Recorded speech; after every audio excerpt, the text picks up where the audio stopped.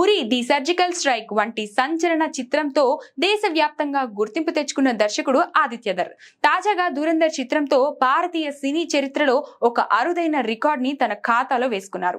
ప్రస్తుతం ధురంధర్ 2 బాక్సాఫీస్ వద్ద సరికొత్త రికార్డులు క్రియేట్ చేస్తూ ఓ రేంజ్ లో తీసుకుపోతుంది. వారం రోజుల్లోనే 1000 కోట్ల గ్రాస్ వసూలు మైలురాయిని దాటి సంచలనం సృష్టించింది. ఈ అద్భుతమైన వసూళ్లతో ఆదిత్యధర్ ఒక అరుదైన క్లబ్ లో చేరారు.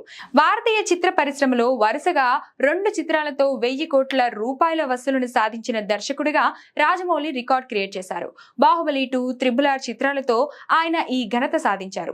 ఇప్పుడు ఆదిత్యధర్ ధురంధర్ చిత్రాలతో వరుసగా ఈ ఫిట్ సాధించి రాజమౌళి తర్వాత ఈ ఘనత అందుకున్న 2వ భారతీయ దర్శకుడిగా చరిత్రకెక్కారు.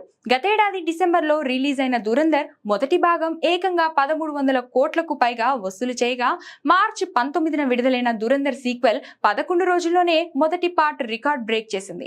ఇప్పటి వరకు ప్రపంచ వ్యాప్తంగా 1365 కోట్లకు పైగా కలెక్ట్ చేసి ఇప్పటికీ అదే జోరుని కొనసాగిస్తూ ప్రేక్షకులను థియేటర్లకు రప్పిస్తుంది.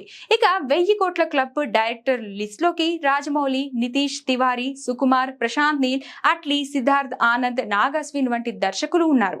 కానీ ఇప్పుడు రాజమౌళి తర్వాత ఆదిత్యధర్ తనకంటూ ఒక ప్రత్యేకమైన స్థానాన్ని సంపాదించుకున్నారు. ఈ వీకెండ్ వరకు ధురంధర్ మూవీ వసూళ్లు 1500 కోట్ల మార్కు క్రాస్ చేస్తుందని ట్రేడ్ వర్గాలు అంచనా వేస్తున్నాయి.